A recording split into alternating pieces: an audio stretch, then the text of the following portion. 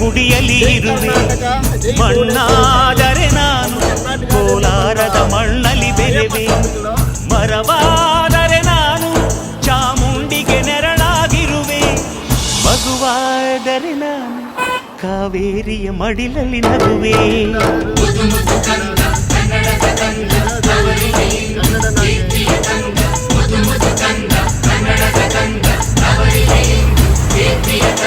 ಕಲ್ಲ